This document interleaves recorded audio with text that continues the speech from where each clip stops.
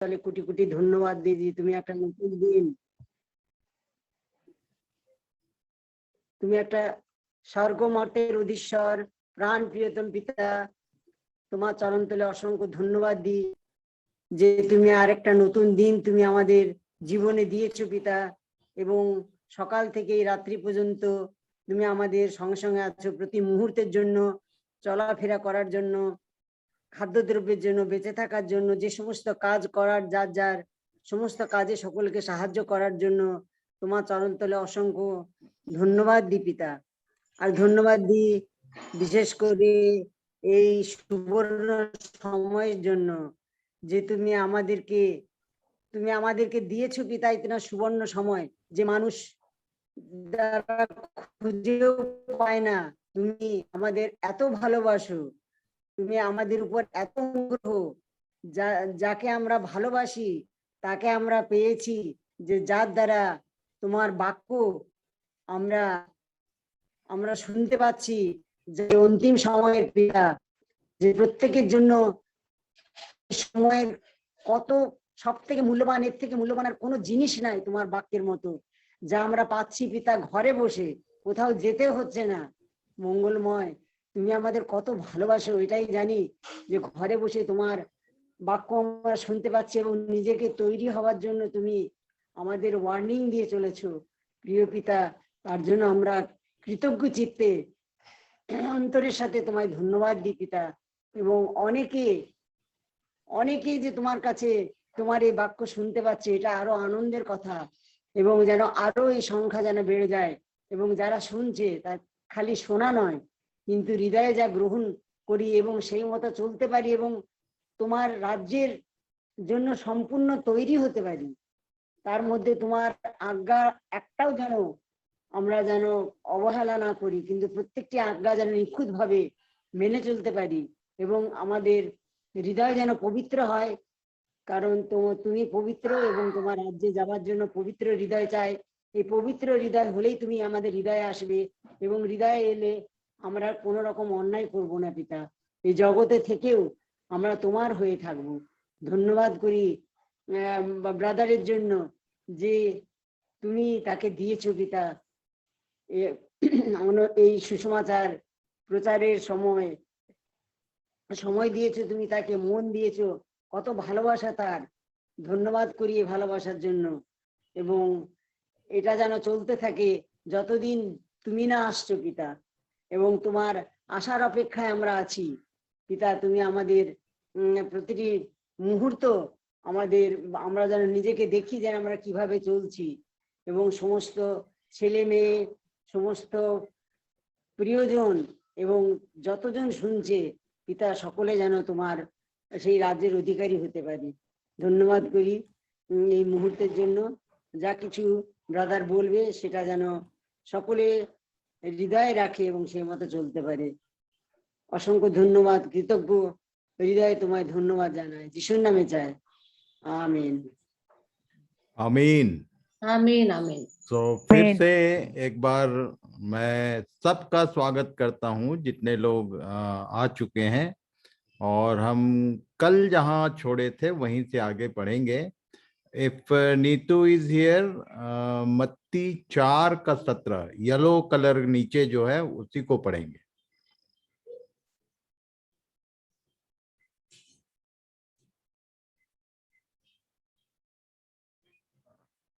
विश्वास आज नीतू नहीं है क्या? स्मिता पढ़ो।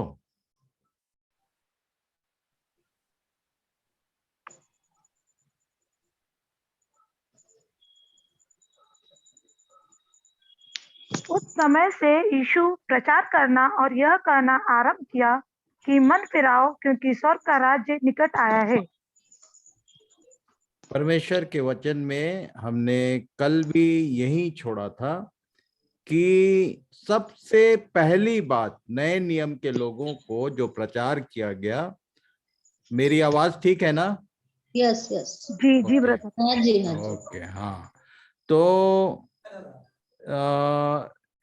जो सबसे पहली लाइन हमारे प्रभु यीशु ने और उसके बाद चेलों ने और उससे पहले यूहन्ना बपतिस्मा देने वाले ने नए नियम के आरंभ में जो प्रचार शुरू किया, तो उसने केवल एक बात कहा, अपना मन परमेश्वर की बातों में लगा लो। और उसके लिए हमने देखा कि कल यीशु जब बालक था तो वो बालकपन से ही, तिमुथियुस के लिए भी पौलुस लिखता है कि बालकपन से ये सुसमाचार तेरा जाना हुआ है। उसकी नानी और उसकी माँ ने उसको सुसमाचार सुनाया था। ये यीशु बचपन से वो शास्त्रों का ज्ञान रखता था, और जब शैतान से उसकी बात हो रही थी, ये 4 अध्याय 1 पद से यदि पढ़ेंगे तो वहां लिखा हुआ है कि हर बार वो कोट करता था कि लिखा है, लिखा है। और जिसको क्या लिखा है ये नहीं मालूम, जिसने अपना मन प्रभु की बातों में लगाया नहीं, वो कभी भी परीक्षा में पास नहीं होगा। ये पहली बात नए नियम का सुसमाचार, वह नया नियम जो है, वो पहला नियम ये है, ये कह सकते हैं हम, कि मन को शरीर की बातों से हटाकर आध्यात्मिक बनाना है, आत्मा की बातों पर लगाना है। ये कल हमने देखा। और उसके बाद और एक लाइन पढ़ा था हम लोगों ने, होशे 7 का 8 पद। क्या पढ़ा? ये प्रेम देश देश के लोगों से मिला जुला रहता है। ये प्रेम ऐसी चपाती ठहरा है जो उल्टी ना गई हो। तो यहाँ पर लिखा हुआ है कि एप्रेम, और हम लोगों ने कल इसको भी ध्यान किया कि चपाती, हमारा जीवन जो है वो चपाती के समान है, 2 पहलू है उसके। सुजाता का माइक ऑन है क्या?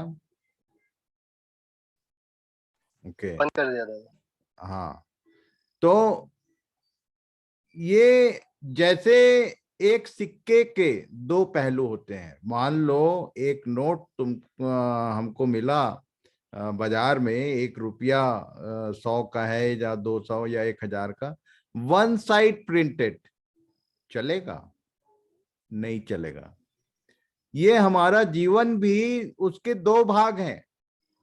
अब मैंने देखा कि कुछ लोगों ने एक बार मन फिराया, पलट गया, तो पता चला कि उधर पूरा जल जा रहा है और इधर पूरा कच्चा रह गया। मतलब मैंने बहुत सारे प्रभु के सेवकों को देखा है। आप ध्यान करो, पौलुस जो है उसने एक लाइन कहा, केवल पौलुस ने कहा और किसी भी प्रेरित ने नहीं कहा, मेरी सी चाल चलो जैसा मैं मसीह की सी चाल चलता हूं। जैसे यीशु मॉडल है, तो पौलुस ने भी क्लेम किया कि मैं आदर्श बनूं, इसलिए उसने मुझ पर अनुग्रह किया है। आई एम द मॉडल, उसने बोला।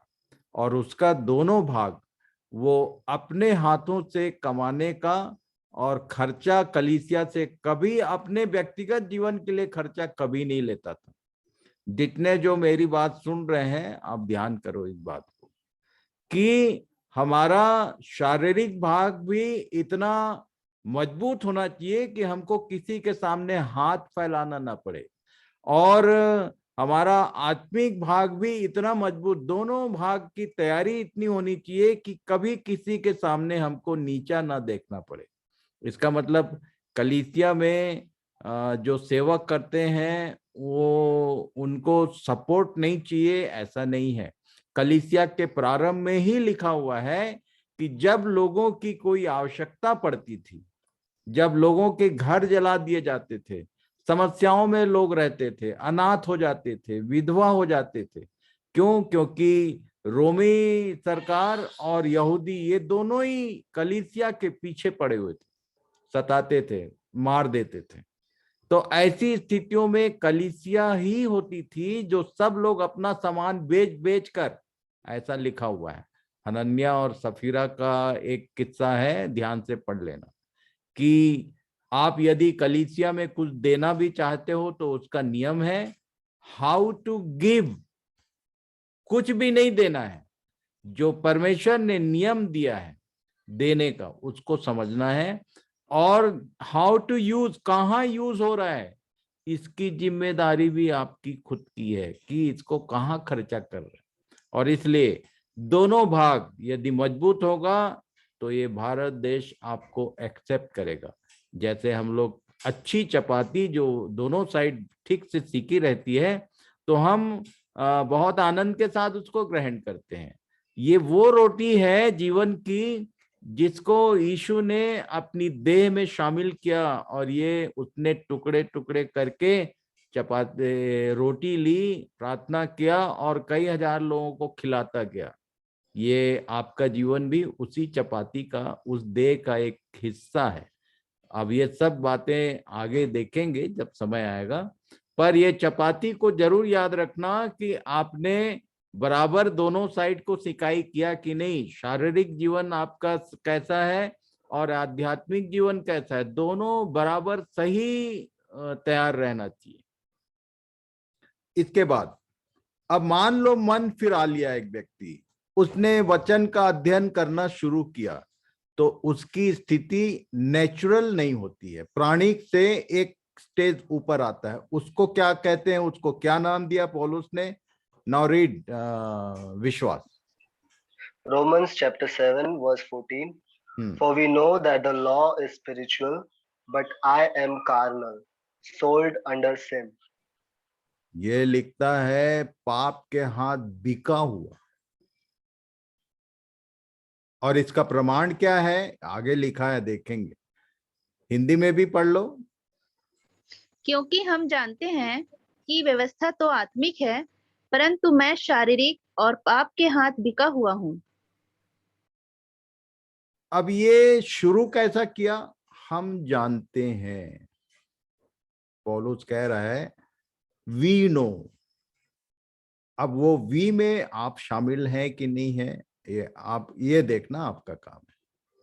आप भी जानते हो कि नहीं जानते हो कि ये जो किताब है, ये जो परमेश्वर का दिया हुआ व्यवस्था की पुस्तक है, ये क्या है? आत्मिक है, स्पिरिचुअल है। Law is spiritual but I am carnal. मैं शारीरिक और पाप के हाथ बिका हुआ हूं। इसका प्रमाण क्या है? कैसे एक व्यक्ति कार्नल है, उसको मालूम तो हो गया है कि वचन या परमेश्वर की इच्छा क्या है। पढ़िए उसके आगे क्या लिखा है। 14 पद पढ़े थे अभी 15 से आगे पढ़ो। रोमी 15 का से आगे 7 का 15 से 19। और जो मैं करता हूँ उसको नहीं जानता, क्योंकि जो मैं चाहता हूँ वह नहीं किया करता, परंतु जिससे मुझे घृणा आती है वही करता हूँ। और यदि जो मैं नहीं चाहता वही करता हूँ तो मैं मान लेता हूँ कि व्यवस्था भली है।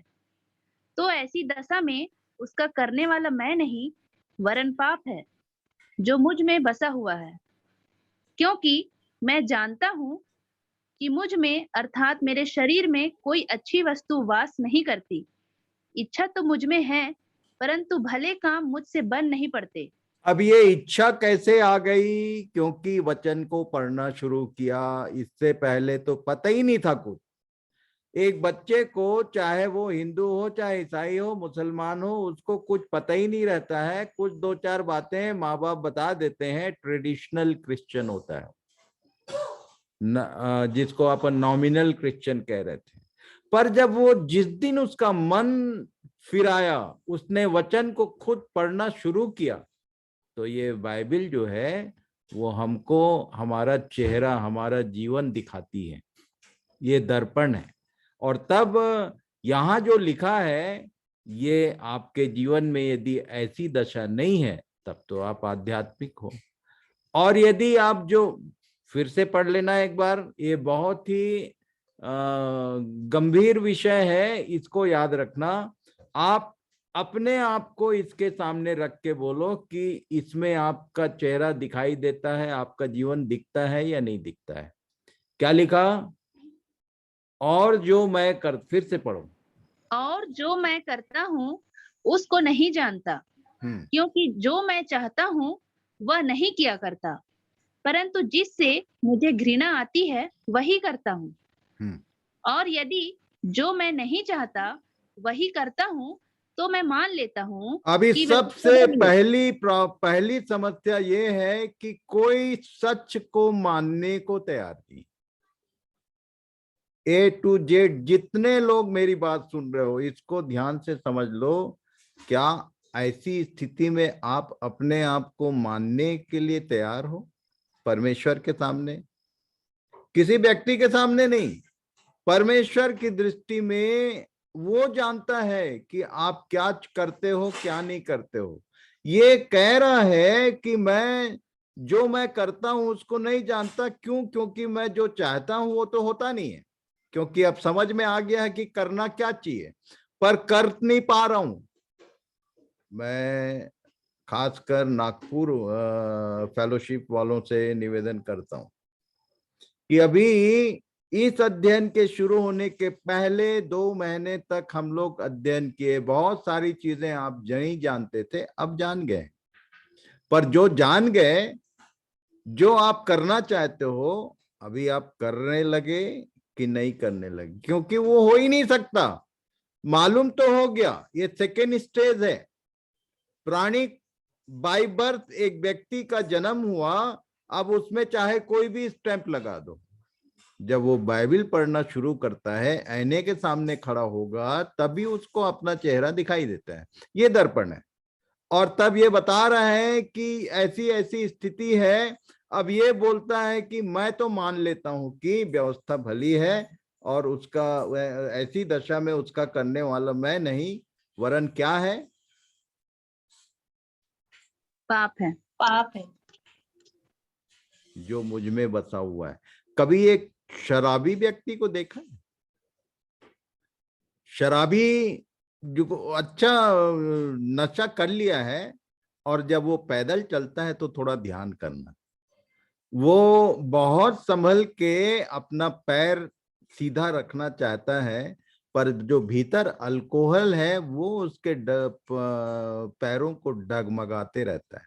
वो जिधर पैर रखना चाहता है उधर होता नहीं, लेफ्ट राइट हिलते डुलते चलेगा, और ज्यादा होगा तो गिर जाएगा। कौन चला रहा है उसको? भीतर जो है। हमारी भी वैसी ही दशा है। पाप भीतर है तो तुम जो चाहोगे वो तुम कर ही नहीं सकते, क्योंकि अंदर तो बाप बैठा हुआ है। ये लिखा है उसका करने वाला मैं नहीं, वरन पाप है। और आगे क्या लिखा? क्योंकि मैं जानता हूँ कि मुझ में अर्थात मेरे शरीर में कोई अच्छी वस्तु वास नहीं करती। इच्छा तो मुझ में है, परंतु भले काम मुझसे बन नहीं पड़ते। क्योंकि जिस अच्छे काम की मैं इच्छा करता हूँ वह तो नहीं करता, परंतु जिस बुराई की इच्छा नहीं करता वही किया करता हूँ। ये कार्नल सेकंड स्टेज, उसी के बारे में हम लोगों ने पिछले 2-3 दिन पहले पढ़ा था। एक बार फिर से पढ़ लो भाई इसको।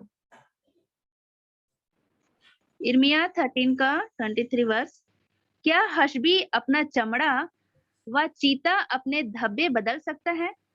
यदि वे ऐसा कर सके तो तू भी जो बुराई करना सीख गई है भलाई कर सकेगी। क्वेश्चन मार्क है। क्या हबशी, नाइजीरियन, अफ्रीकन अपना चमड़ा बदल सकता है? वह चीता अपने धब्बे खुद से बदल सकता है? इम्पॉसिबल।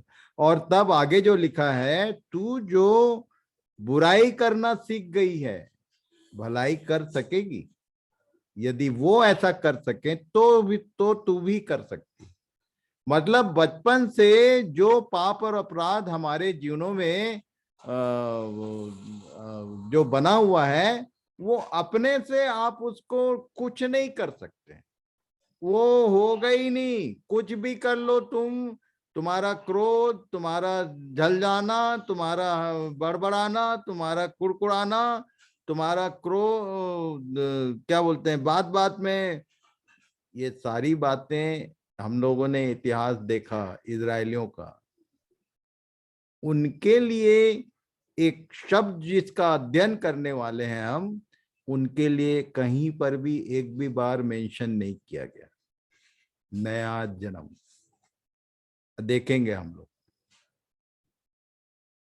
पढ़ो 20 से 24 तक, रोमी 7 का 20 से 24।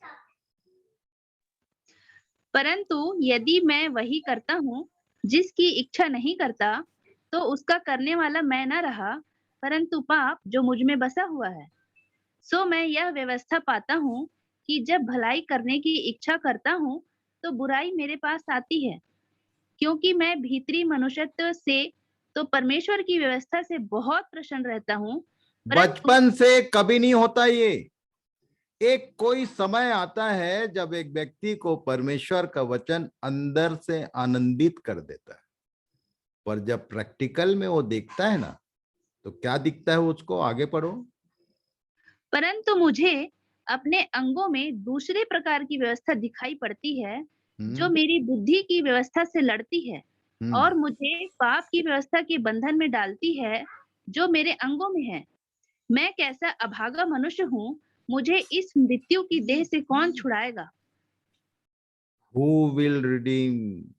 कौन छुटकारा देगा? ये पौलुस डेलीगेशन कर रहा था हर मनुष्य का। और तब ये 8 अध्याय को यदि पढ़ोगे तो वहां पर लिखा हुआ है, आगे पढ़ेंगे हम लोग, कि कैसे उसने इन स्थितियों से छुटकारा पाया।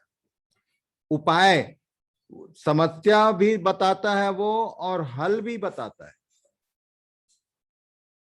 हल क्या है? परमेश्वर ने पहले ही कहा था, ये भविष्यवाणी की गई थी, उन लोगों का नहीं हुआ, पर ये भविष्यवाणी हमारे लिए।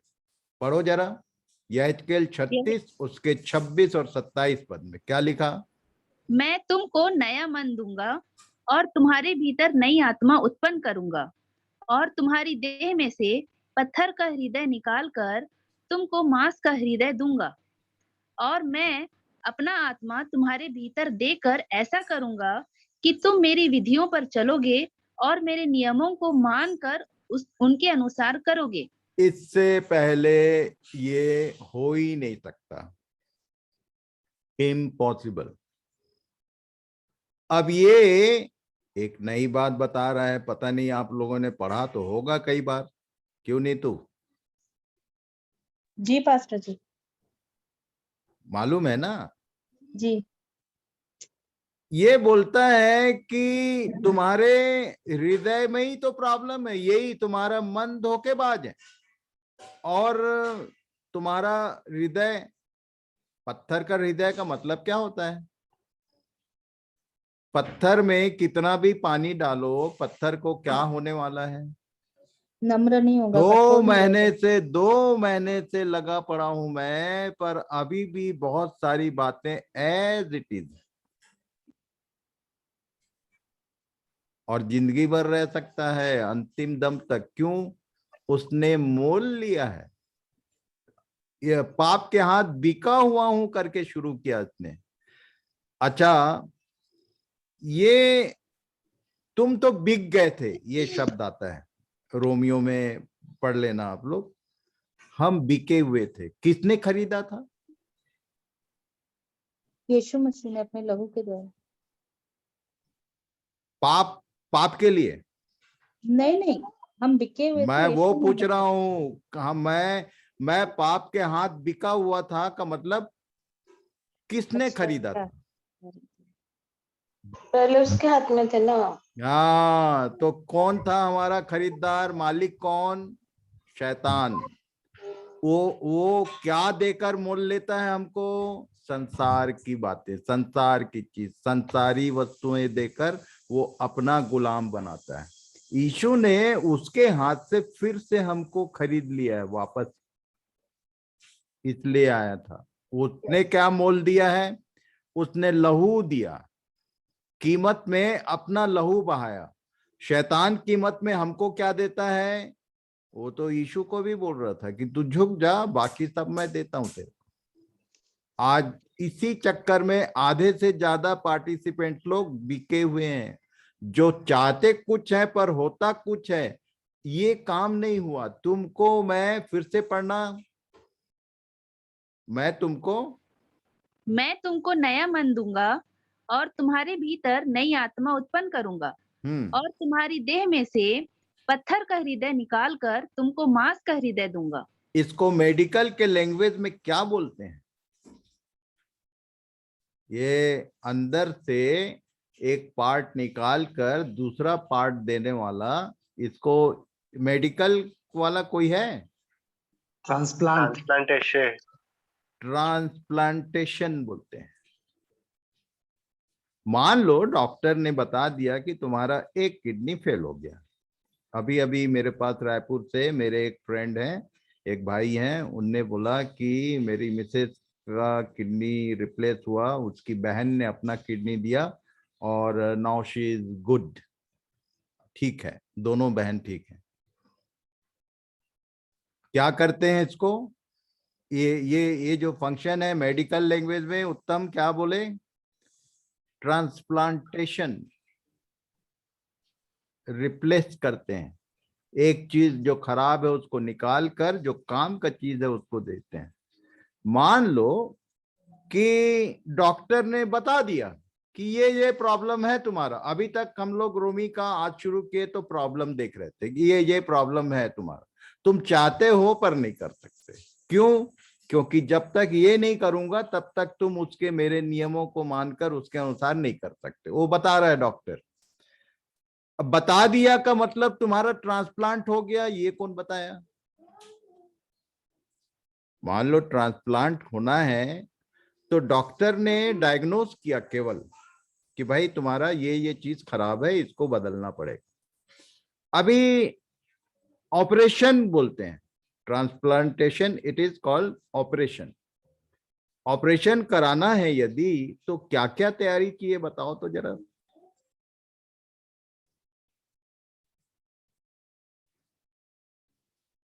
एक आध जन कोई बोलो कि मान लो डॉक्टर ने बता दिया कि तुम्हारा ये अंदर खराब है भाई, इसको बदलना पड़ेगा, तो उसने तो बता दिया।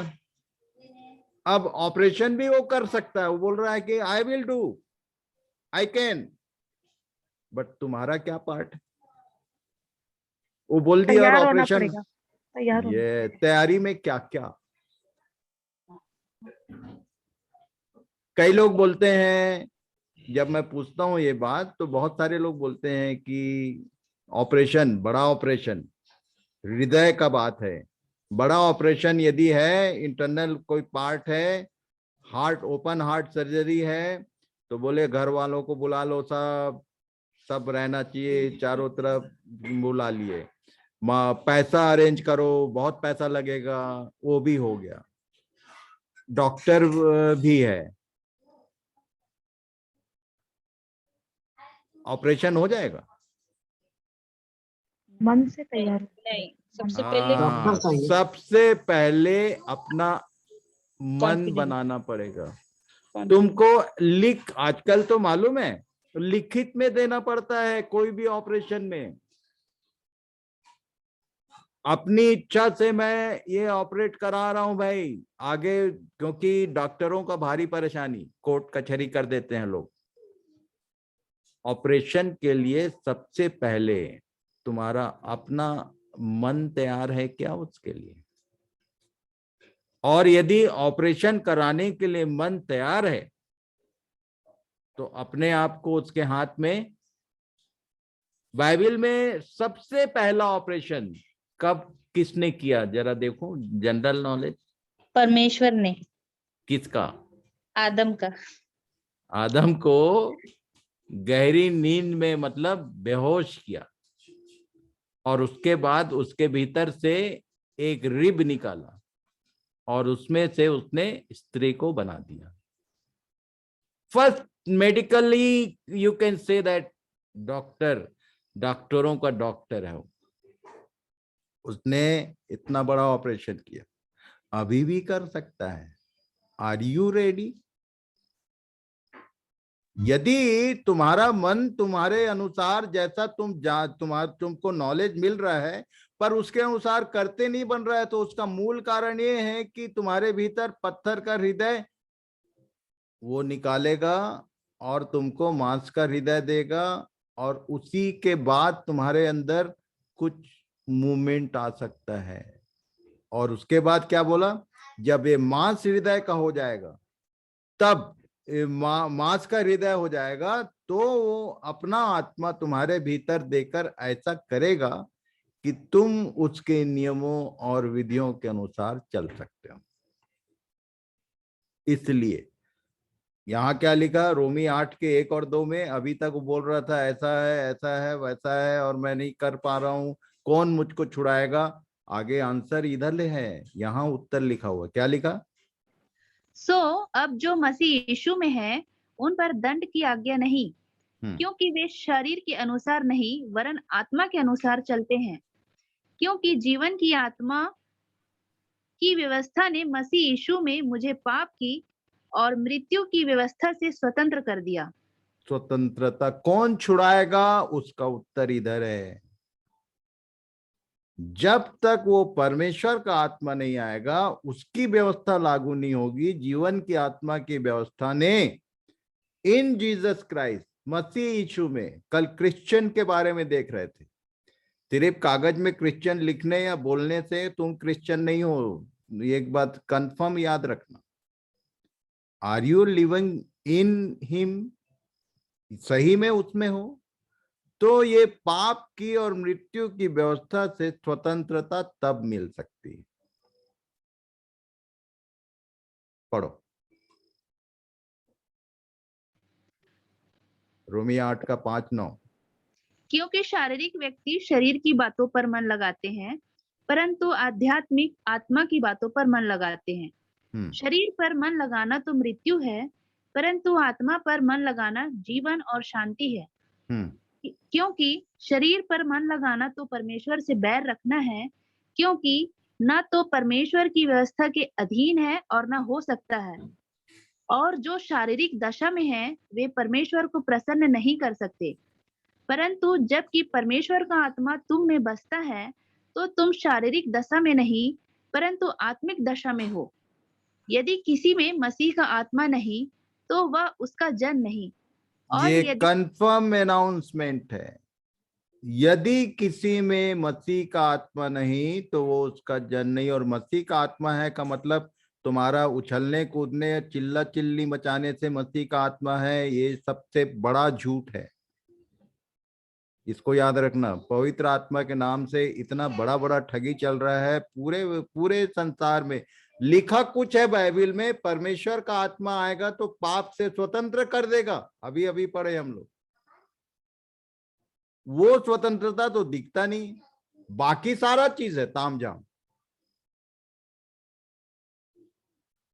आत्मा से भर, मसीह के आत्मा का मतलब ही नहीं मालूम। भरने का बात, ये मसीह का आत्मा मैंने बताया था न्यूमेटिक सिस्टम, न्यूमा, जो सक्शन शून्य बनाता है। एक व्यक्ति के भीतर को भरता नहीं है, वो पूरा खाली कर देता है, अंदर जो कुछ है पूरा निकाल बाहर करता है। और आगे क्या लिखा है? और यदि मसीह तुम में है तो देह पाप के कारण मरी हुई है। मतलब पाप के कारण मरी हुई, थोड़ा लैंग्वेज का प्रॉब्लम है। देह पाप से सेपरेट हो गई। देह पाप के कारण मरी हुई, पर आत्मा धर्म के कारण जीवित है। जीवन का मतलब होता है परमेश्वर के साथ मेल मिलाप हो जाना। देखते हैं आगे, पढ़िए रोमी 8 उसके 19 से 21 तक क्या लिखा है। बाद में पूरा पढ़ लेना, अभी मैं केवल उसके कुछ लाइनों को पढ़ा रहा हूं। पढ़ो। क्योंकि सृष्टि बड़ी आशा भरी दृष्टि से परमेश्वर के पुत्रों के प्रकट होने की बाट जो रही है। अभी बहुत सारे मसीहियों को यही नहीं मालूम कि परमेश्वर के कितने पुत्र हैं। हम लोग बोलते हैं जो क्या है, यूहन्ना 3:16 याद है क्या? बोलो जरा। क्योंकि परमेश्वर ने जगत से ऐसा प्रेम किया कि अपना इकलौता पुत्र दे दिया, ताकि जो कोई इस पर विश्वास करे वह नाश न हो परंतु अनंत जीवन पाए। तो वो तो बोला भाई इकलौता बेटा। अभी हम लोग कौन है? ये लिखा है सृष्टि बड़ी आशा भरी दृष्टि से परमेश्वर के पुत्रों के प्रकट होने की बाट जो रही है। हम लोग इकलौता बेटा है वो, पर हम लोग सब जो है लेपालक पुत्र पुत्रियां हैं। इनसे आशा है सृष्टि को, सारी सृष्टि। यीशु ने अपना काम किया, चला गया। Now if you are calling him O Father, हे पिता, इब्रानियों की पत्री में लिखा है कि वो भाई भाई कहने से लजाता नहीं है। हमारा वो क्या है, बड़ा भाई है। कौन? प्रभु यीशु मसीह। पिता कौन है? कई लोग यीशु को हे पिता बोलते हैं। बचपन में संडे स्कूल तक चलो ठीक है, यीशु पप्पा, ये माँ बाप ने गलत शिक्षा दिया शुरू से। He is not the father. उसने कभी नहीं कहा मैं पिता हूं, पिता मुझ में है, ये बोलता था वो मेरा पिता है, पिता मुझ में है और मैं उसमें हूं। उसने कभी ये नहीं कहा कि मैं आई एम द फादर। पिता तक पहुंचने के लिए सच्चाई वही है, जीवन वही है, मार्ग वही है, सब बात सही है। ये सृष्टि को परमेश्वर के पुत्रों का इंतजार है और तुम ईसाई बन गए। Are you really child of God? ईसाई कोई परमेश्वर का पुत्र नहीं होता है, याद रखना। मैं खुलेआम बताता हूं, मुझको किसी का न लेना है न देना है। तुम समझते हो तो ठीक है, नहीं समझते हो तो भी ठीक है। मुझे कोई, प्रभु ने जो बोला वो मैं बतावे करूंगा, जो बोलता है मैं बताता हूं। क्या लिखा है, फिर से पढ़ो। क्योंकि सृष्टि बड़ी आशा भरी दृष्टि से परमेश्वर के पुत्रों के प्रकट होने की बाट जो रही है। ये क्यों बाट जो रही है? उसको भी मालूम है कि बिना उसके बच्चों के हमको स्वतंत्रता नहीं मिलेगी। ये नया पृथ्वी और नया आकाश, जब तक परमेश्वर के पुत्र पुत्री लोग एक्शन में नहीं आएंगे तब तक वो आएगा ही नहीं। ये सृष्टि भी गुलामी में है, इसको आग से जलाने वाला है। पता नहीं कितने लोगों को मेरी भाषा समझ में आती है कि नहीं। आगे पढ़ लो। क्योंकि सृष्टि अपनी इच्छा से नहीं पर अधीन करने वाले की ओर से व्यर्थता के अधीन इस आशा से की गई कि सृष्टि भी आप ही विनाश के दासत्व से छुटकारा पाकर परमेश्वर की संतानों की महिमा की स्वतंत्रता प्राप्त करेगी। इस लाइन को नेक्स्ट सेशन में एजेस उसमें समझाऊंगा कि ये सृष्टि कैसे विनाश के दासत्व में डाली गई, क्यों इस सृष्टि को ये बंधवाई अभी तक झेलना पड़ रहा है। परमेश्वर के संतानों की महिमा वो भी प्राप्त करेगी, एक समय आएगा।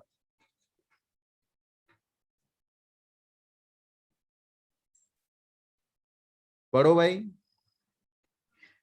भजन संहिता 82 का 1। परमेश्वर की सभा में परमेश्वर ही खड़ा है, वह ईश्वरों के बीच में न्याय करता है। ये लाइन को पता नहीं आप लोगों ने कभी पढ़ा कि नहीं। हम लोग क्या बोलते हैं, एक ईश्वर है। कौन? जिसको हम जानते हैं, एक परमेश्वर। यहूदी लोग भी बोलते थे, ईसाई लोग भी। हमारे भारत देश में क्या शब्द आता है? कितने ईश्वर की कल्पना है? 36 कोटि देवी। लाखों में बोलते हैं, 36 इतने, करोड़। हाँ, इतने करोड़ देवी देवता। ये तो बाइबल में भी लिखा है भाई, पता है कि नहीं? परमेश्वर की सभा में परमेश्वर ही खड़ा है भाई। परमेश्वर की सभा शब्द का मतलब क्या है? जहां और भी बहुत सारे ईश्वर हैं। वो बोल रहा है कि परमेश्वर स्वयं ईश्वरों का न्याय कर रहा है। क्यों न्याय कर रहा है? बाकी पढ़ लेना पूरा, पढ़ो जरा 2 से 7 तक। तुम लोग कब तक टेढ़ा न्याय करते और दुष्टों का पक्ष लेते रहोगे? कंगाल और अनाथों का न्याय चुकाओ, दीन दरिद्र का विचार धर्म से करो। कंगाल और निर्धन को बचा लो, दुष्टों के हाथ से उन्हें छुड़ाओ। वे ना तो कुछ समझते और ना कुछ बूझते हैं, परंतु अंधेरे में चलते फिरते रहते हैं। आगे पढ़ो। मैंने कहा था कि तुम ईश्वर हो, और सब के सब परम प्रधान के पुत्र हो, तो भी तुम मनुष्यों की नहीं मरोगे और किसी प्रधान के समान गिर जाओगे। किसको इसने कहा था ईश्वर हो? ये भजन संहिता में दाऊद जो है वो प्रोफेटिक लैंग्वेज में बहुत सारी बात करता है। हे मेरे परमेश्वर तूने मुझे क्यों छोड़ दिया? ये बोला किसने था? यीशु मसीह। ये लिखा कहाँ है भजन संहिता में? 22 भजन संहिता 22 में लिखा। 22, हाँ 22। 22 अध्याय को शुरू करोगे तो वहां लिखा हुआ वो प्रोफेटिक। ये इसलिए बाइबल की लैंग्वेज को समझो जरा। समझ लेते हैं क्या लिखा। तुम लोग कब तक टेढ़ा न्याय करते और दुष्टों का पक्ष लेते रहोगे? आगे पढ़ो जरा। कंगाल और अनाथों का न्याय चुकाओगे। रुको, कंगाल किसको बोलते हैं? जिसके पास कंगाल कुछ नहीं रहता। परमेश्वर की दृष्टि में कंगाल कौन? जिसके पास वचन नहीं है। प्रभु को नहीं मानते या वचन नहीं है, सही बात है। लाजर पहला कुरिन्थी 1 अध्याय का 5 पद पढ़ो। पहला कुरिन्थी 1 का 5 निकाल के पढ़ो। कि उसमें होकर तुम हर बात में अर्थात सारे वचन और सारे ज्ञान में धनी किए गए। हाँ, तो अभी तुम धनी बनाए जा रहे हो। एक से एक वचन, एक से एक, जिसको कभी मिस कर दिए या जो बात हम समझे नहीं, समझ पाए, पढ़े थे, परमेश्वर ने दया किया और वो तुमको धनी बना रहा है। किसके लिए? ताकि तुम कंगालों की सुधि लो, जिनके पास ये परमेश्वर का वचन, ये स्वर्गीय चेकबुक नहीं है, उनकी सहायता कर सको, इसलिए सुधि ले रहे हो। तो ये तो बोल चार्ज कर रहा है उनको। एक दिन आएगा जब हमको चार्ज करने वाला है वो। ये प्रोफेसी है कि वो खड़ा है, वो देख रहा है, उसको दिखाई दे रहा था भजन संहिता में दाऊद को कि परमेश्वर खुद खड़ा है और जिनको उसने ये अधिकार दिया पुत्र होने का, वो पुत्र लोग संसार में मगन है, संसार के तामझाम में मगन है एकदम।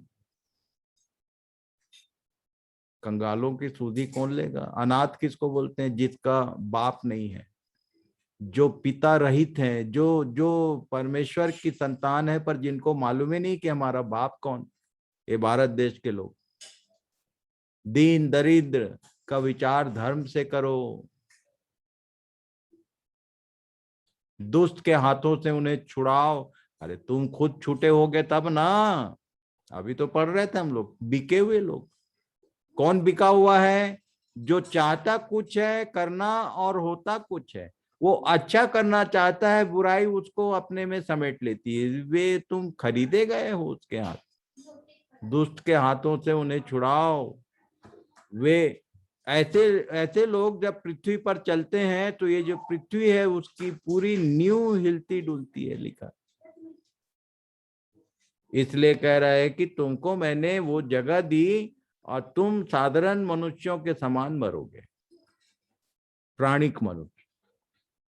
करना क्या है? आगे पढ़ो। पहला यूहन्ना 3 का, किसी में हिम्मत है तो इस पद का इनकार कर दे। क्या लिखा? जो कोई परमेश्वर से जन्मा है वह पाप नहीं करता, क्योंकि उसका बीज उसमें बना रहता है, और वह पाप कर ही नहीं सकता क्योंकि परमेश्वर से जन्मा है। इसी से परमेश्वर की संतान और शैतान की संतान जाने जाते हैं। 2 बाप हैं और 2 प्रकार की संतान और 2 डेस्टिनेशन है, स्वर्ग या नर्क। भाई स्कूल की छुट्टी होती है तो बच्चा कहाँ जाता है? अपने घर जाता है कि दूसरे के घर जाता है? अपने घर। तुम्हारा सही में वो पिता शैतान है कि परमेश्वर है? एक ही चिन्ह है। इसके लिए तुमको सोचना ही पड़ेगा। It may be you are a pastor, it may be you are a leader, it may be you तुम कोई भी क्यों ना हो, वो मैं क्यों ना हूं, बाइबल बताती है कि यदि उसका बीज तुम में होगा तो तुम का पाप कर ही नहीं सकते। और यदि पाप है, इसी से परमेश्वर की संतान और शैतान की संतान जाने जाते हैं। अब तुम कोई भी क्यों ना हो, अब ऐसा कैसे हो सकता है, इसी को बताने जा रहा हूं मैं कि परमेश्वर से जन्म का मतलब होता क्या है। पढ़ो योन्ना 3 उसके 1 2 3 4। फरीसियों में से निकोदेमुस नाम एक मनुष्य था जो यहूदियों का सरदार था। उसने रात को यीशु के पास आकर उससे कहा, हे रब्बी, हम जानते हैं कि तू परमेश्वर की ओर से गुरु होकर आया है, क्योंकि कोई इन चिन्हों को जो तू दिखाता है, यदि परमेश्वर उसके साथ ना हो तो नहीं दिखा सकता। यीशु ने उसको उत्तर दिया कि मैं तुझसे सच सच कहता हूँ, यदि कोई नए सिरे से ना जन्मे तो परमेश्वर का राज्य देख नहीं सकता। एक बात समझ लो ध्यान से, इसको थोड़ा समझा देता हूं मैं। लिखा है फरीसियों में से निकोदेमुस नाम एक मनुष्य था। ये फरीसी कौन होता था ये मालूम है क्या? फरीसी बोलने से जैसे हमारे भारत देश में हिंदुओं में ब्राह्मण होते हैं, शास्त्रों का की जानकारी जिनको होना चाहिए, वैसे सब नहीं होते, पंडित पंडित कह सकते हैं। तो फरीसी और शास्त्री बोलने से ये सारा यहूदियों का जो मूसा की व्यवस्था और इनके नियम कानून का जानने वाला एक व्यक्ति था। फरीसियों में से निकोदेमुस नाम एक मनुष्य था जो यहूदियों का सरदार एस बार होता था। यहूदियों का सरदार बोलने से अब 55 उससे नीचे कोई भी व्यक्ति को ये सरदार ये लीडरशिप नहीं मिलती थी। यहूदियों का सरदार पता अध्ययन करना है तो खोज लेना, सरदार कौन हो सकता था, एज बार होता था। जवान लड़के बच्चे लोगों को सरदार नहीं बनाया जाता था। तो ये एक बुजुर्ग व्यक्ति था। क्योंकि मुझे मालूम है कि 55 से ऊपर ही सरदार हो सकता था, तो ये 55 से नीचे नहीं रहा होगा, ऊपर ही रहा होगा। अब वो रात को यीशु के पास आया। अब रात को क्यों आया? क्योंकि ये सरदार है और इसके अंदर में एक प्रश्न है। ये काम कर रहा है जरूर, पर इसको अंदर में एक डाउट है, वो कुछ पूछने आया है। पर ये इसका लैंग्वेज देखो, यीशु के पास आकर उससे क्या कहा, हे रब्बी, हम जानते हैं। ए रब्बी का मतलब क्या होता है? रब्बी गुरु, मास्टर। रब्बी मतलब गुरु। रब्बी का वर्ड मीनिंग है गुरु। ओके, ठीक है, गुरु। अभी हम लोग जब किसी कलेक्टर तहसीलदार के ऑफिस में यदि एंटर करेंगे तो क्या बोलते हैं? मे आई कम इन? सर। चाहे आप डॉक्टर के रूम में जाओ, चाहे किसी भी एग्जीक्यूटिव के यदि ऑफिस में एंटर करोगे तो क्या बोलते हैं हम लोग? कम इन सर, मे आई कम इन सर। तो ये सर जो है, सर तो हम लोग स्कूल में टीचर्स के लिए, लेक्चरर्स के लिए यूज करते हैं, वहां क्यों सर बोलते हैं? Because sir is a honourable word. Honorary वो शब्द का उच्चारण किया जाता है, आदर पूर्वक, आदर दे रहे हैं। ये रब्बी भी वैसे ही यूज होता था। गुरु बोलने से गुरु ही नहीं, ऑनरेबल। अब दोनों का उम्र क्या है भाई? ये कितने साल का था यीशु? बोलो जरा। 30 30 से 33 के बीच में रहा, क्योंकि 30 में मिनिस्ट्री शुरू किया है और 33.5 में उसको क्रूस पे चढ़ा दिए। तो ये एकदम यंग है, 30 के ऊपर। 20 से 40 तक को जवान कहते हैं, ये बीच में है। 30 साल के ऊपर एकदम जवान लड़का है, उसको एक बुजुर्ग व्यक्ति आके हे रब्बी सर कह रहा है। इसको समझो, इसने सर क्यों कहा, क्यों आदर दे रहा है वो। अच्छा, यहूदी लोग एकदम ऑर्थोडॉक्स होते थे, कोई व्यक्ति नीचे नहीं, सारे लोग ऊपर। ये पौलुस कम नहीं था जब शाऊल था, तो गुरुओं का गुरु, व्यवस्था की सारी बातें उसको सिखाई गई थी।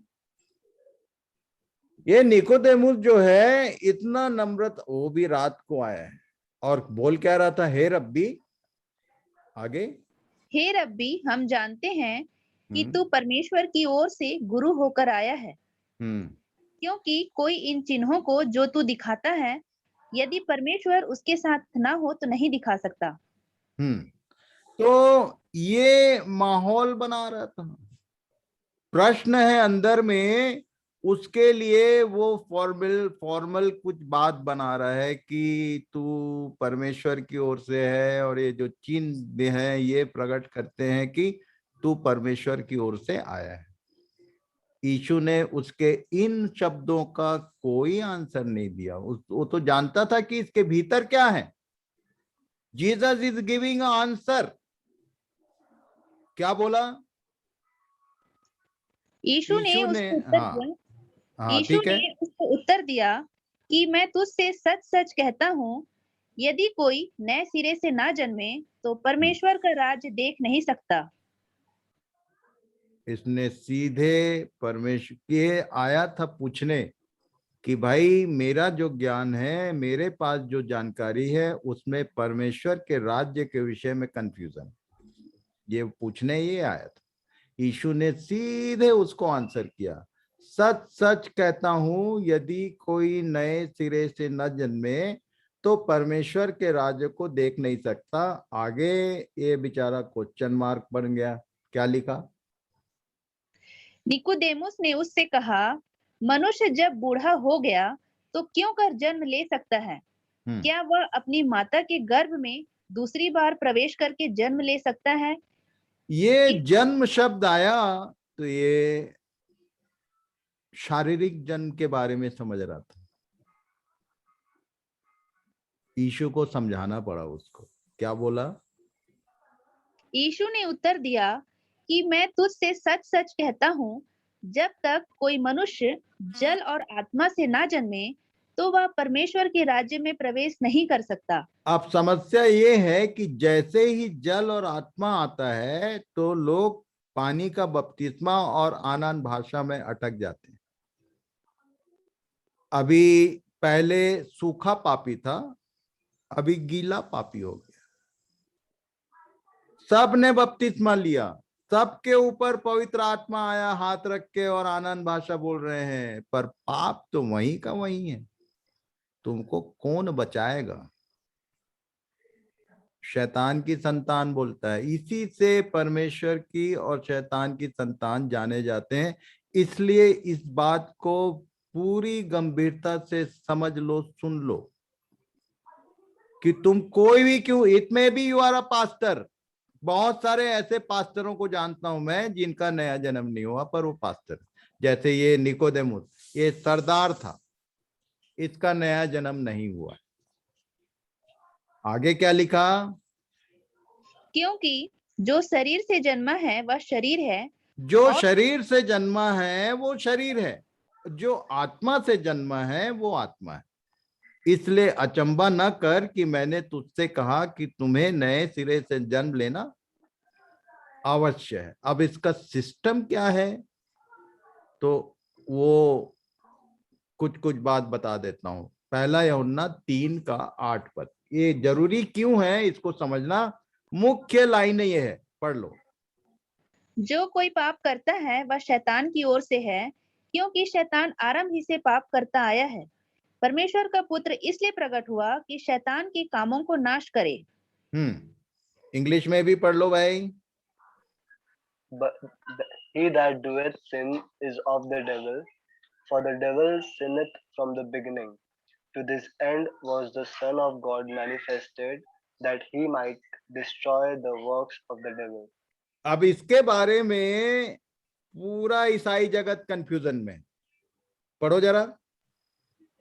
Whenever the question asked in the reference of 1 John chapter 3:8 about beginning of the Satan's work, a wrong answer is given always. कौन सा गलत उत्तर देते हैं लोग? ईसाई लोग।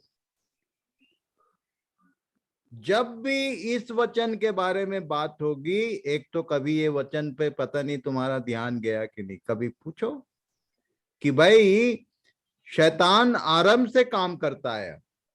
तो चलो ठीक है, आरंभ बोलने से कुछ लोग बोलते हैं स्वर्ग में उसको पाप आया और लूसीफर के अंदर पाप आया और वो शैतान कहलाया। और कुछ लोग बोलते हैं कि ये उत्पत्ति 3 अध्याय में पाप आया। चलो मान लेते हैं वहां आया। यीशु कब प्रकट हुआ? कितना साल हो गया? 2021। 2021 साल हो गया। क्यों आया था वो? एक बार फिर से पढ़ो उसको।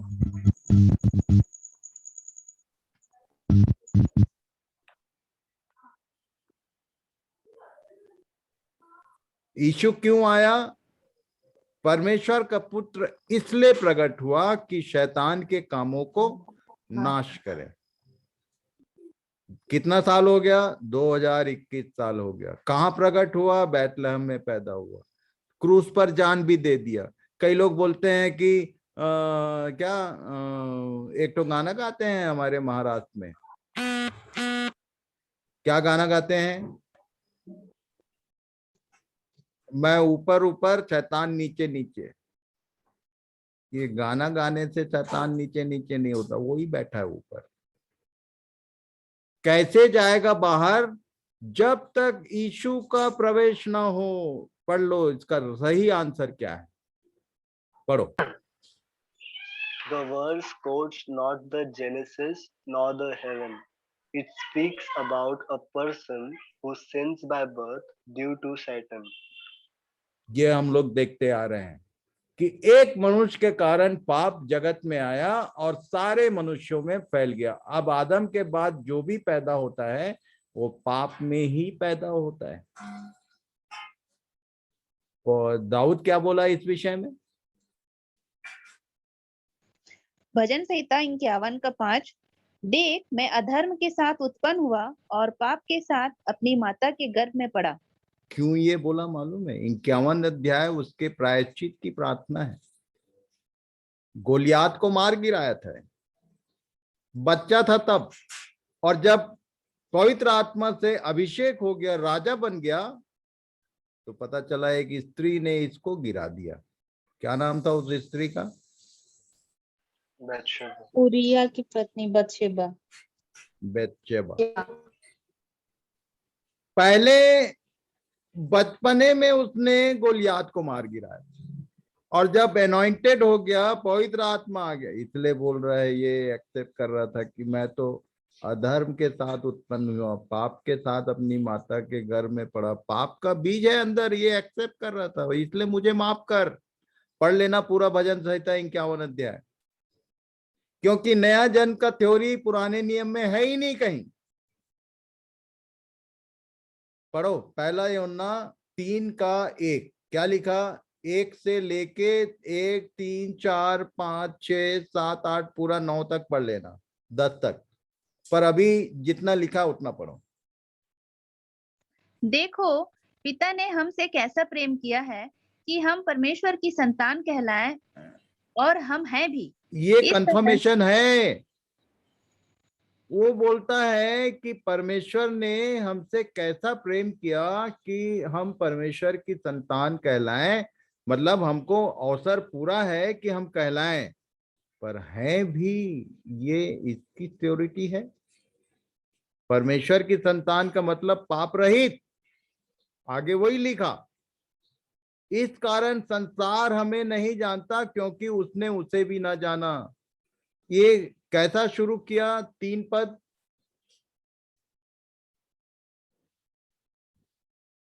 पढ़ो जरा। 3 पद पढ़ना है। 3 पद का पहला जो मैं लिखा हूं जितना उतना ही पढ़ो। देखो पिता ने हमसे कैसा प्रेम किया है। 3 जो पद। कोई जो कोई। अच्छा 3, जो कोई। जो कोई का मतलब संसार के बारे में नहीं कह रहा है। ये जो 8 पद में हम पढ़े, 9 पद में हम पढ़े अभी, ये पूरी पत्री, ये पूरे चैप्टर को पढ़ना। जो कोई, जो कोई, जो कोई का मतलब एक single individual person, individual matter है।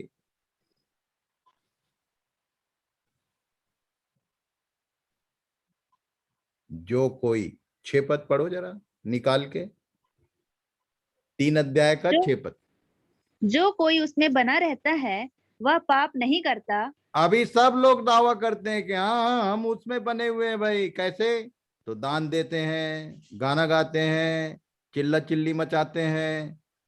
क्या लिखा? जो कोई उसमें बना रहता है वो पाप नहीं करता। और यदि तुम पाप के साथ चिल्ला चिल्ली मचा रहे हो तो तुमसे झूठा कोई व्यक्ति नहीं है, इसको याद रखना। तुम पाप के साथ आराधना कर रहे हो, डांस कर रहे हो, तुम कुछ भी करो, करोड़ों रुपए तुमने दे दिया प्रभु के नाम से, तुम उसके जन हो ही नहीं सकते। पहली बात ये सोचना पड़ेगा पाप का क्या हुआ। जो कोई पाप करता है वो पढ़ो। जो कोई पाप करता है उसने ना तो उसे देखा है और ना उसको जाना है। जाना ही नहीं है। और आगे पढ़ो। हे बालकों, किसी के भरमाने में ना आना। किसी के भरमाने में कि ये पवित्र क्रिस्टियानी कलीसिया और क्या क्या पास्टर अनाउंस करता है, उसके चक्कर में पड़ना मत। पाप है क्या? अभी नहीं, मोनू लेके जाए गो।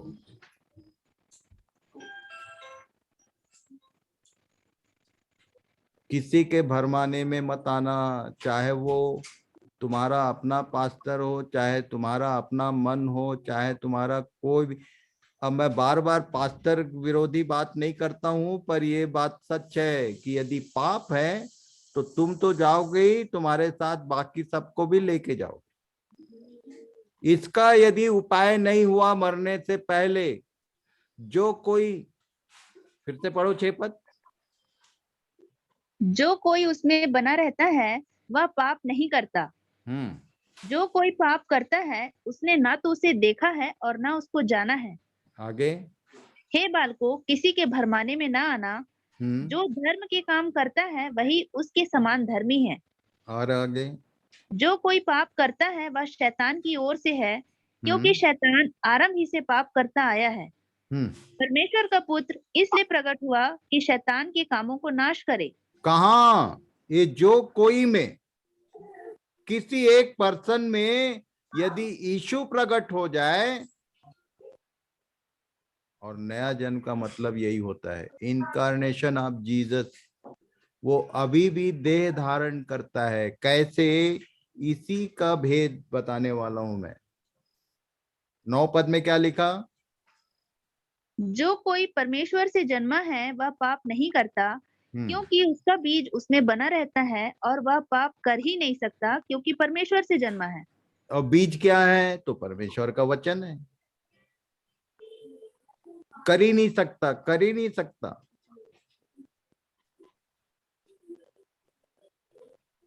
पढ़ो भाई। Jesus appears in a person to destroy the work of Satan. It is called rebirth. यीशु का एक व्यक्ति के भीतर प्रवेश करना काहे के लिए? शैतान के कामों को नाश करने के लिए। इसी को रीबर्थ कहते हैं। ये बपतिस्मा लेना और आग का और इसका उसका रोल है क्या है, आगे बताऊंगा मैं कि उसकी जगह कहां पर है। पर इतने को आज ध्यान करो कि ये एक तो पहले आदमी को मालूम ही नहीं रहता, नेचुरल मैन। अब कार्नल हो गया का मतलब परमेश्वर की बातें अब धीरे धीरे पढ़ने में और सुनने में समझ में आने लगा, पर अभी भी पाप नहीं गया। तुम कितना भी चिल्ला चिल्ली मचाओ, तुम कितना भी आनंद भाषा बोलो और बड़े बड़े काम करो, यीशु ने बोला है, पढ़ लेना 7 अध्याय, कि उस दिन बहुतेरे आकर मुझसे कहेंगे कि हमने तेरे नाम से, उसके नाम से बड़े बड़े काम होते हैं, कोई भी कर देता है, याद रखना। मैंने इसको ट्राई किया। ये रेडमी का माइक बंद करो यार, कौन है?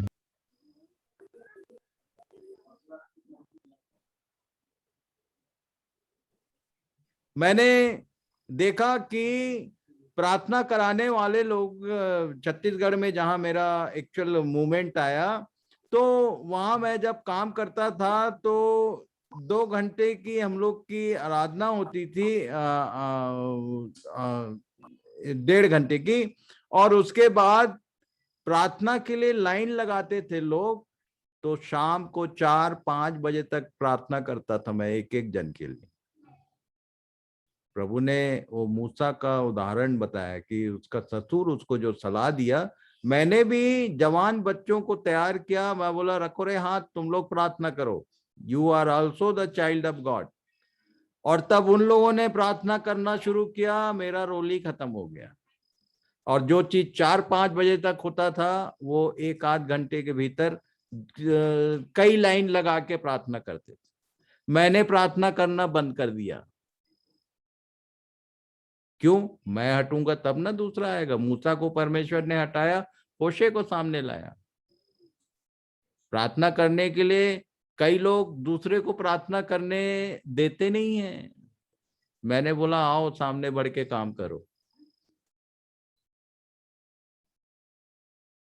उसके नाम से तुम प्रार्थना करके बड़े बड़े काम कर रहे हो का मतलब स्वर्ग तुम्हारे लिए कुंजी खुला हुआ है, ऐसा नहीं है। पाप यदि है जीवन में तो यीशु नाम से शैतान भागता है। यीशु नाम से तुम कुछ भी करो, कह दो, वो नाम दिया गया, उस नाम में सामर्थ है। तो पापी व्यक्ति भी ऐसा काम कर देता है और लोग बोलते हैं, वाह क्या आदमी। वो तो परमेश्वर जानता है कि तुम्हारे भीतर क्या है। उसने बोला कि उस दिन बहुतेरे आकर कहेंगे कि हमने तेरे नाम से ऐसा किया, वैसा किया, दुष्ट आत्मा निकाले, और खुल कर कह दूंगा कुकर्मियों शब्द आया है। वो उनके उन कामों को कुकर्म कहता है। जो पाप सहित ये सब काम करता है वो कुकर्मी है उसकी दृष्टि में, सुकर्मी नहीं है, याद रखना।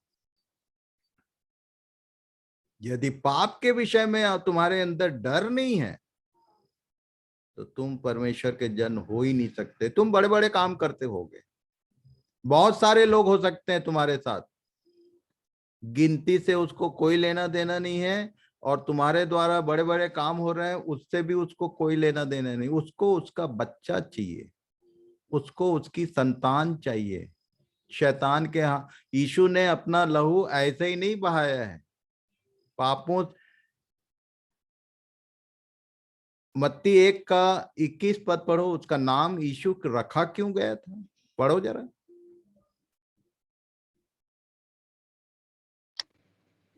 वह पुत्र जनेगी और तू उसका नाम यीशु रखना। क्यों यीशु रखना? यीशु का मतलब क्या है आगे? क्योंकि वह अपने लोगों का उनके पापों पूरे से सब सारे संसार का नहीं। If you are his people, वह, फिर से पढ़ना उस लाइन को, वह पुत्र जनेगी और तू उसका नाम यीशु रखना, क्योंकि वह अपने लोगों का उनके पापों से वह अपने लोगों का उनके पापों से उद्धार करेगा। तुम उसके हो भी, कि तुम सीएनआई के हो, कि शालोम फेलोशिप के हो, कि मेथोडिस्ट के हो, कि फलाना के हो, कि ढिकाना, उससे न मुझे मतलब है ना प्रभु को मतलब।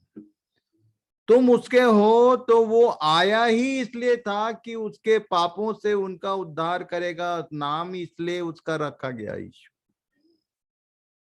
अब तुम ये यीशुआ बोलो कि यहोशुआ बोलो, यीशु बोलो, यीशु बोलो, जीसस बोलो, कुछ भी बोलो, पाप यदि साथ में है तो तुमको कौन बचाएगा? क्योंकि न्यायी भी वही है, न्याय सिंहासन पर वही बैठने वाला है। और अभी अनुग्रह है, वहां अनुग्रह नहीं होगा। This is the time of grace. वो अभी अनुग्रह करता है पर वहां पर न्याय करता होगा। न्याय की मूर्ति देखा है? उसके आंख में एक तो पट्टी बंधा रहता है। सच्चा न्यायी मुंह देख के न्याय नहीं करता है कि इसने मेरे नाम से क्या क्या किया कि नहीं किया। वो एक ही चीज देखेगा, इसके अंदर से पाप गया कि नहीं, जिसके लिए मैंने जन्म लिया था और लहू बहाया। मसीहत को बदनाम करके धर के बैठे हुए लोगों, सुन लो मेरी बात। तुमको ये सीधी बात कभी किसी ने नहीं बोला होगा। तुम मीटिंग में आते हो, आते रहो, नहीं आना चाहते हो तो मत आना, नो प्रॉब्लम। मुझे गिनती से मतलब नहीं। इतनी बड़ी भीड़ में एक जन को भी ये बात समझ में आ जाएगा तो वो परमेश्वर का बच्चा कहलाएगा। इसी से परमेश्वर की संतान और शैतान की संतान जाने जाते हैं। ये लिखित में है बाइबल में। प्रभु करे कि इन बातों को गहराई से समझो। कल देखेंगे कि वो आता कैसे है किसी व्यक्ति के भीतर। जीसस का अपीयरेंस कैसे होगा, कैसे अपीयर होगा, उसका सिस्टम क्या है। उसका सिस्टम ही तो नया नियम है। कल समझाएंगे। कल फ्राइडे है ना, अभी Friday and Saturday also meeting will be there. मेरे उसमें जूम के प्रोफाइल में फ्राइडे तक था ये पहले, पर अभी शनिवार तक है। ये सबको बता दीजिए जो आना चाहता है।